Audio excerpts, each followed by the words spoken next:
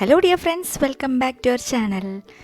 ഇന്നൊരു അടിപൊളി ചിക്കൻ റോസ്റ്റാണ് കേട്ടോ ഉണ്ടാക്കുന്നത്. ഈ ചിക്കൻ റോസ്റ്റ് നമുക്ക് ചോറിൻ്റെ കൂടെയും ചപ്പാത്തിയുടെ കൂടെയും അതുപോലെ തന്നെ പൊറോട്ടയുടെ കൂടെയൊക്കെ അടിപൊളി ഒരു കോമ്പിനേഷനാണ് കേട്ടോ. അപ്പോൾ ഒരിക്കലെങ്കിലും നിങ്ങൾ ഇതേപോലെ ഒന്ന് ട്രൈ ചെയ്ത് നോക്കണം കേട്ടോ. അപ്പോൾ നമുക്ക് വീഡിയോയിലോട്ട് പോകാം. അപ്പോൾ ആദ്യം തന്നെ ഞാനൊരു പാനിലേക്ക് ഓയിൽ ഒഴിച്ച് കൊടുക്കുന്നുണ്ട്. വെളിച്ചെണ്ണയാണ് ഒഴിച്ച് കൊടുക്കുന്നത്. ഇതിലേക്ക് ഒരു 2 അത്യാവശ്യം വലുപ്പമുള്ള സബോള ചെറിയ ചെറിയ പീസാക്കിയിട്ടാണ് കട്ട് ചെയ്ത് കൊടുത്തിട്ടുള്ളത് കേട്ടോ. എന്നിട്ടിത് അത്യാവശ്യം ഉപ്പൊക്കെ ഇട്ട് കൊടുത്തിട്ട് നന്നായിട്ടൊന്ന് വേവിച്ചെടുക്കുക. അതായത് നല്ലൊരു സോഫ്റ്റായിട്ട് വേവിച്ചെടുക്കുക കേട്ടോ. ഒന്ന് അടച്ച് വെച്ചിട്ട് വേവിച്ചെടുക്കുകയാണ് നല്ലത്. അപ്പോൾ നന്നായിട്ട് കുഴഞ്ഞ് കിട്ടും. ഇതിലേക്ക് ഇനി ഇഞ്ചിയും വെളുത്തുള്ളിയും കൂടിയിട്ട് ക്രഷ് ചെയ്ത്, അതായത് ചെറിയ ചെറിയ പീസാക്കിയിട്ട് ഇട്ട് കൊടുക്കുകയാണ് കേട്ടോ. ഒരു ഉണ്ടോ ഇത്രയും ഇഞ്ചിയും വെളുത്തുള്ളിയും അരിഞ്ഞ് വേണം ചേർക്കാനായിട്ട്. ചതച്ചിടരുത്, ചതച്ചിട്ടാൽ ഇതിൻ്റെ ആ സ്മെല്ല് മാറിപ്പോവും. അപ്പം അതുകൊണ്ട് തന്നെ ചെറിയ ചെറിയ പീസാക്കിയിട്ട് അരിഞ്ഞ് വേണം ഇടാനായിട്ട്. ഇങ്ങനെ ചേർത്ത് കൊടുത്താൽ നല്ലൊരു ടേസ്റ്റ്, നല്ലൊരു മണമാണ് കേട്ടോ ഇതിന്. ഈ ചിക്കൻ റോസ്റ്റിൻ്റെ മണം തന്നെ മാറിപ്പോവും. ഇതൊന്ന് വഴണ്ടി വന്നിട്ടുണ്ടെങ്കിൽ തക്കാളി ചേർത്ത് കൊടുക്കുക. ഒരു 1.5 തക്കാളിയാണ്, ഒരു 1.5 തക്കാളിയാണ് ചേർത്ത് കൊടുത്തിട്ടുള്ളത്. ഇത് നന്നായിട്ട് വെന്ത് വന്നിട്ടുണ്ട്. ഇതിലേക്ക് നമുക്കിനി മസാലപ്പൊടികൾ ആഡ് ചെയ്ത് കൊടുക്കാം. 1 ടീസ്പൂൺ മഞ്ഞൾപ്പൊടി, ഒരു 2 ടീസ്പൂൺ മുളക് പൊടിയൊക്കെ ആവശ്യത്തിന് നിങ്ങൾക്ക് ചേർത്ത് കൊടുക്കാം. അതുപോലെ തന്നെ മല്ലിപ്പൊടി ചേർത്ത് കൊടുക്കണം. 1 ടീസ്പൂൺ മല്ലിപ്പൊടി ചേർത്ത് കൊടുക്കുന്നുണ്ട്.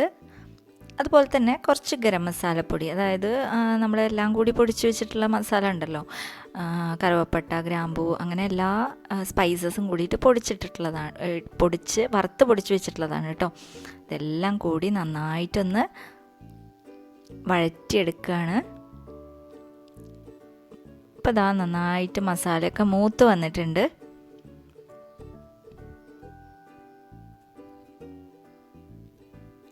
ഇതിലേക്ക് നമുക്ക് വെള്ളം ആഡ് ചെയ്ത് കൊടുക്കാം. കുറച്ചധികം തന്നെ വെള്ളം ആഡ് ചെയ്ത് കൊടുക്കണം, കാരണം നമുക്ക് ഈ ചിക്കൻ ഇട്ട് കൊടുക്കാനുള്ളതാണ്. ഇതിലിട്ടിട്ട് വേണം നമുക്ക് വേവിച്ച് വറ്റിച്ചെടുക്കാനുള്ളതാണ്. ഇനി ഇത് നന്നായിട്ടൊന്ന് തിളച്ച് വരണം കേട്ടോ. തിളച്ച് വരുന്ന സമയത്ത് നമുക്ക് ചിക്കൻ ആഡ് ചെയ്ത് കൊടുക്കാം. ഞാനിവിടെ കുറച്ച് വലിയ പീസുകളാക്കിയിട്ടാണ് ചിക്കൻ കട്ട് ചെയ്തിട്ടുള്ളത്.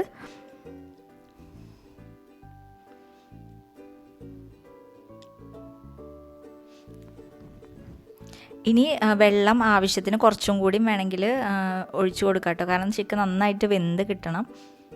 അപ്പം അതിന് വേണ്ടിയിട്ട് കുറച്ചും കൂടി വെള്ളം ആഡ് ചെയ്ത് കൊടുക്കേണ്ടി വരും. ഇതൊന്ന് കവർ ചെയ്യുന്ന രീതിയിൽ വേണം വെള്ളം നിൽക്കാൻ കേട്ടോ. ചിക്കൻ്റെ മുകളിൽ വേണം വെള്ളം നിൽക്കാനായിട്ട്.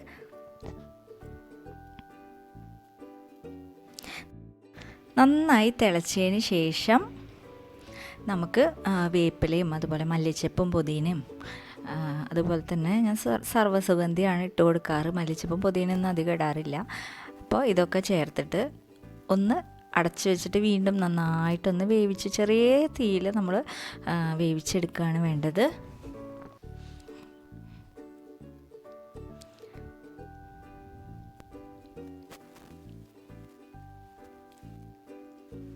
ഇടയ്ക്കിടയ്ക്ക് നമ്മൾ തുറന്നിട്ടൊന്ന് ഇളക്കി കൊടുക്കണം കേട്ടോ.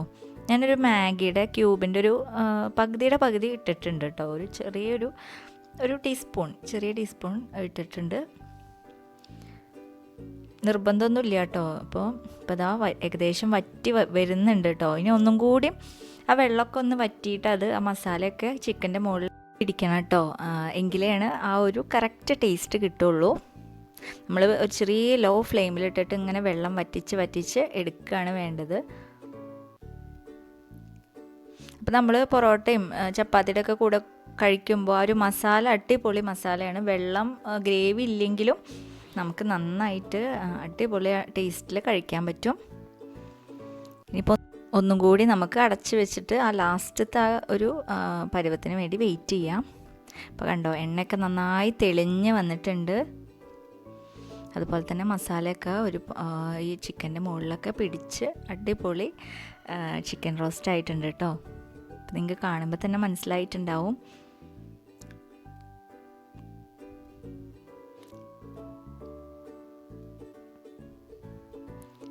ചിക്കനൊക്കെ അടിപൊളിയായിട്ട് വെന്തിട്ടുണ്ട്. നമുക്ക് സെർവിങ് പ്ലേറ്റിലോട്ട് മാറ്റാം. കണ്ടില്ലേ, അടിപൊളി ചിക്കൻ റോസ്റ്റാണ്. അപ്പോൾ എല്ലാവരും ഇങ്ങനെ ഒന്ന് ഉണ്ടാക്കി നോക്കുക കേട്ടോ. ഒരു പ്രാവശ്യമെങ്കിലും ഉണ്ടാക്കി നോക്കിയിട്ടുണ്ടെങ്കിൽ പിന്നെ ഇതുപോലെ തന്നെ നിങ്ങൾ ഉണ്ടാക്കുള്ളൂ, ഉറപ്പാണ്. അപ്പോൾ നിങ്ങളുടെ വീഡിയോ ഇഷ്ടപ്പെട്ടിട്ടുണ്ടെങ്കിൽ ഒന്ന് ലൈക്ക് ചെയ്യാൻ മറക്കരുത് കേട്ടോ. അതുപോലെ തന്നെ സബ്സ്ക്രൈബ് ചെയ്യാത്തവർ സബ്സ്ക്രൈബ് ചെയ്യുക. അപ്പോൾ ഇനി അടുത്ത സിമ്പിൾ റെസിപ്പി ആയിട്ട് വരാം. Thank you.